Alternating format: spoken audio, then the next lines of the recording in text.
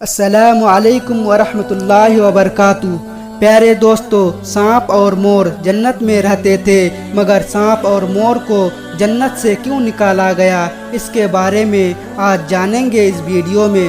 پیارے دوستو، شیطان جب لعنتی ہو گیا تو اس نے حضرت آدم علیہ السلام کو جنت میں سجدہ کرنے سے انکار کر دیا۔ اللہ سبحانہ و تعالیٰ نے شیطان کو جنت سے اس لیے بے دخل کر دیا۔ جنت میں کھانے پینے اور گھومنے پھرنے کو بہت کچھ تھا، لیکن تنہا اکیلے ہونے کے کارن حضرت آدم علیہ السلام اداس رہنے لگے۔ پھر اللہ سبحانہ و تعالیٰ نے حضرت آدم علیہ السلام کے بائیں پسلی سے بی بی حوا کو پیدا کیا۔ پھر اس طرح وہ دونوں ایک دوسرے کے ساتھ پا کر جنت میں خوشی خوشی رہنے لگے۔ اللہ تعالیٰ نے فرمایا، تم دونوں جنت میں جو چاہو کھاؤ پیو گھومو پھرو، لیکن خبردار اس درخت کے پاس مت جانا اور اس کا پھل بھول کر مت کھانا، ورنہ تم ظالموں میں سے ہو جاؤ گے۔ جنت میں سانپ اور مور بھی رہا کرتے تھے، وہ دونوں جنت سے باہر آیا جایا کرتے تھے۔ اس وقت سانپ کے پیر بھی ہوا کرتے تھے اور سانپ کے منہ سے ابرک کی بوت کی خوشبو اچھی آتی تھی۔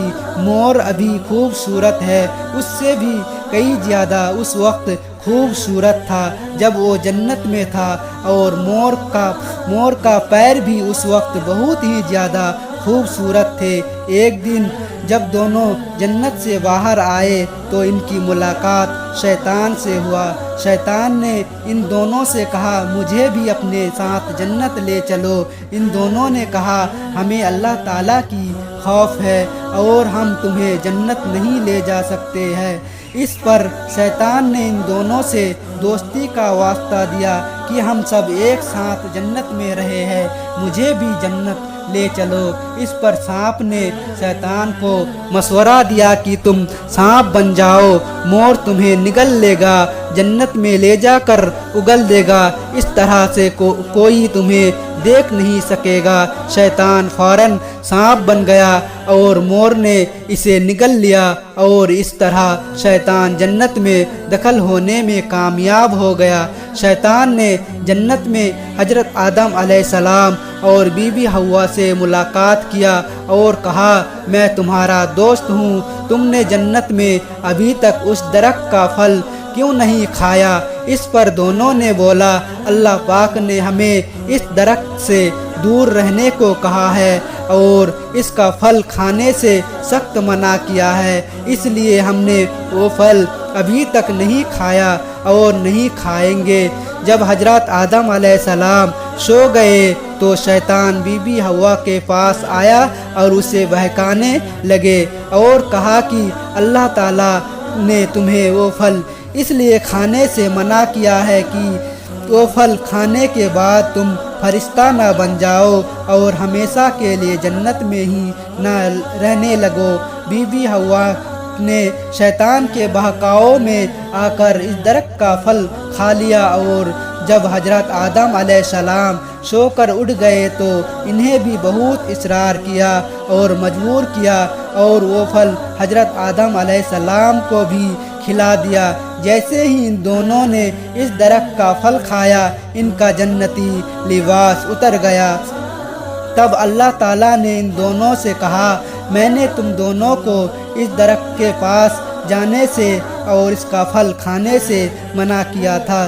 اللہ تعالیٰ نے حضرت آدم علیہ السلام اور بی بی حوا کو جنت سے نکال کر زمین پر بھیج دیا اور ان سے کہا کہ زمین پر ایک خاص وقت تک تمہارا ٹھکانہ ہے اور تم زمین پر ہی رہو گے۔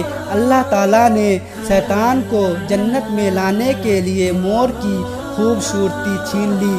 جس پیر سے شیطان کو جنت میں لایا، اللہ تعالیٰ نے مور کی وہ پیر بدصورت بنا دیا۔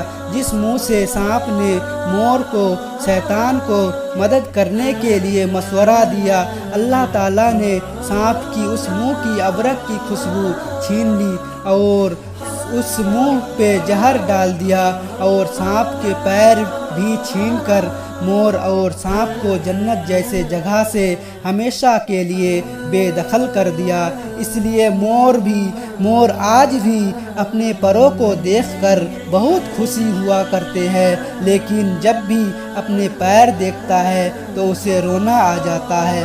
آپ حضرات سے ایک چھوٹی سی گزارش ہے کہ ہمارے چینل HK نیٹ ورک کو ابھی تک سبسکرائب نہیں کیے ہیں تو سبسکرائب کر کے بیل آئیکن کو دبا لیجئے۔ السلام علیکم ورحمۃ اللہ